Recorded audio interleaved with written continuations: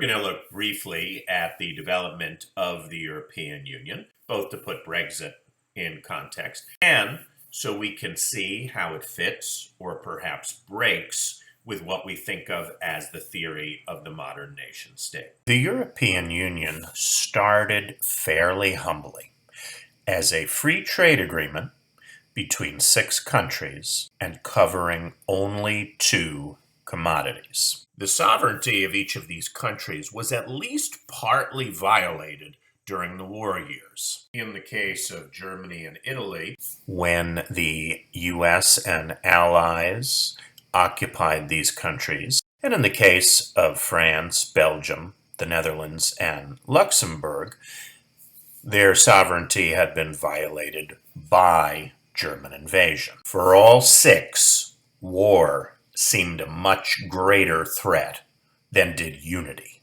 So it was no accident that it was coal and steel that formed the beginning of what ultimately became the European Union.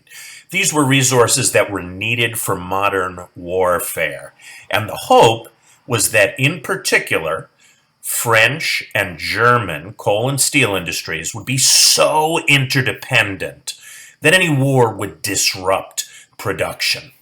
There was also an economic incentive that free trade, or so it was hoped, free trade would benefit the coal and steel industries of all 6 countries, and therefore benefit the economies of all 6 countries. The economic factors would make it even less likely that these countries would go to war, because the wealthy and therefore politically powerful owners of steel and coal factories would oppose any war.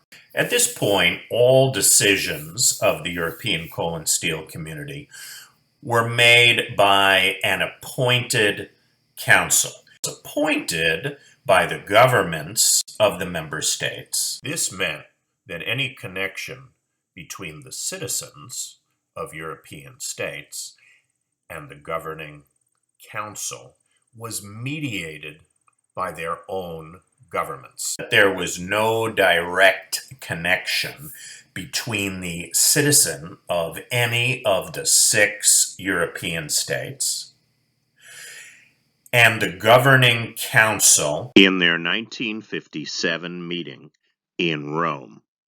The European Economic Community took 2 huge steps. The signatories to the Treaty of Rome declared that the European community would establish the foundations of an ever closer union among the peoples of Europe. Some Europeans doubtlessly took this to be nothing more than nice-sounding phrases, but many of the European Union's leaders took it seriously. So let's take this language literally for a moment and see what it would mean. This implied it would not just be an agreement among states, but it would bring the peoples of Europe together irrespective of their states. And secondly, the implications of ever closer suggest that the process would keep going until all state boundaries had been eliminated. Before we take a look at some of the ways the European Union succeeded and some of the ways it failed, let's just take a moment to think about how ambitious and audacious this project was. The EU aimed to take a part of the world that had been constantly at war for more than 1,000 years and knit it together as part of one larger unit, which would take on many of the characteristics of a nation state itself and accomplish all that without war or violence.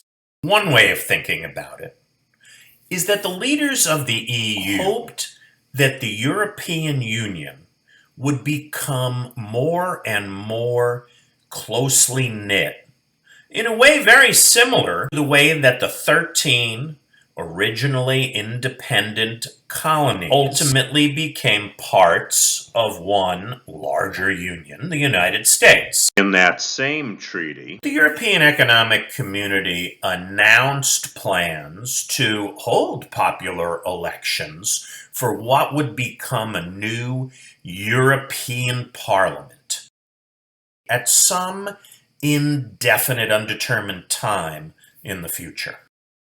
Those of us who see democracy as being a good thing in and of itself will need no additional reasons.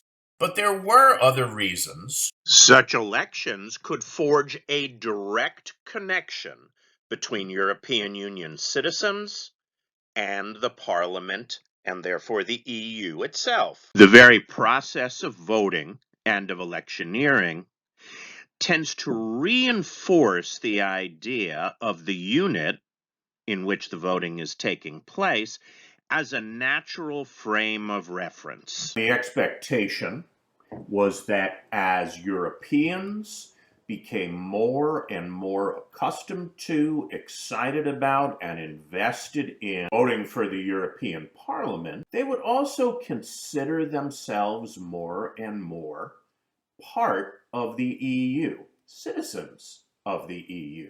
Returning to that American model for a moment, one of the important ways an American identity was created was through elections, and later through mass political parties. It's the case even in today's highly polarized United States that most parts of the country have both Democratic voters and Republican voters. Even the reddest of red states has tens of thousands of Democratic voters. Even the bluest of blue states has tens of thousands of Republicans. And that creates what are sometimes called cross-cutting cleavages, meaning that rather than being divided into two separate groups along one particular dimension, we're divided in many ways, but those ways don't all overlap. And that was the hope here. Each pan-European party draws support from all European countries. So that would mean that a social democratic voter in Germany would be voting for the same party as a social democratic voter in France. Instead of the Germans hating the French and the French hating and fearing the Germans, French conservatives and German conservatives could join to hate the left in both of their countries. The German left and the French left could be joined in their opposition to the right in their countries. So that was the hope, the dream. How did it work out in reality?